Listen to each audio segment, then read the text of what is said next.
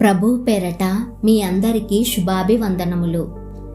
Charles Spurgeon గారి విశ్వాసపు chequebook నుండి ఈరోజు వాక్య ధ్యానము. యెహోవా సర్వలోకమునకు రాజయుండును. ఆ దినమున యెహోవా ఒక్కడే అనియు ఆయనకు పేరు ఒక్కటే అనియు తెలియబడును. జకర్యా గ్రంథము 14వ అధ్యాయము 9వ వచనము. ఇది ఎంత ఆశాజనకమైన శుభవార్త! ఇది ఏదో ఆసక్తిపరుడైన ఒక వ్యక్తి కన్నా కలకాదు. ఎన్నడూ అబద్ధం కాని దేవుని వాక్యం ప్రకటించిన సత్యం అది.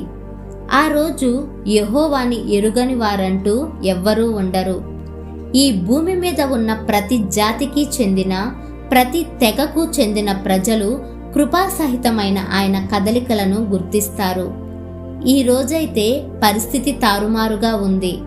ఆ మహారాజు ఎదుట ఎవ్వరు తల వంచుతున్నారు? ఆయన మీద ఎంతగా తిరగబడుతున్నారు ఈ ప్రజలు? ఈ ప్రపంచంలో ప్రభువులని పిలిపించుకుంటున్న వారు ఎంతమంది ఉన్నారు? తామే దేవుళ్ళుగా పిలిపించుకుంటున్న వారెంతమంది ఉన్నారు? క్రైస్తవులమని చెప్పుకుంటున్న వారిలో కూడా ఆయన గూర్చి, ఆయన సువార్త గూర్చి ఎన్ని భిన్నాభిప్రాయాలున్నాయో చూడండి. అయితే ఒక రోజు రాబోతుంది. ఆ రోజు ఈ భూమి మీద ఒకే ఒక్క రాజు ఉంటాడు. ఆ జీవము గల దేవునికి యెహోవా అని ఒకే పేరు ఉంటుంది. ఓ ప్రభువా, ఈ కార్యాన్ని త్వరగా చెయ్యి. మేము ప్రతిరోజు ప్రార్థిస్తున్నాము, నీ రాజ్యము వచ్చునుగాక. ఇది ఎప్పుడు జరుగుతుందనే విషయాన్ని మనం ఇక్కడ చర్చించడం లేదు. అది అప్రస్తుతం. ఆయన ఎప్పుడు వస్తాడు అన్న విషయం దగ్గరే మనం నిలిచిపోతే మనం ప్రస్తుతం అనుభవిస్తున్న గొప్ప ఆదరణను పోగొట్టుకోవలసి వస్తుంది.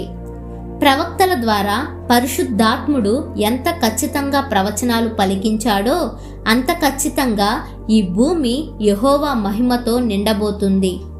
యేసు వృధాగా సిలువలో మరణించలేదు. దేవుని ఆత్మ చేస్తున్న పని వ్యర్థంగా పోదు. పరలోకపు తండ్రి ఉద్దేశించిన నిత్యమైన ఉద్దేశాలు నిరర్ధకం కానేరవు. సాతాను విజృంభిస్తున్న ఈ భూమి మీద యేసు రారాజుగా కిరీటం ధరిస్తాడు. సర్వశక్తుడైన దేవుడు ప్రభువుల ప్రభువుగా రాజ్యం చేస్తాడు. ఈ నిరీక్షణతో మన దైనందిన కార్యాల్లోకి వెళ్ళిపోదాం. విశ్వాసంతో మన ఆత్మీయ పోరాటాలు కొనసాగిద్దాం.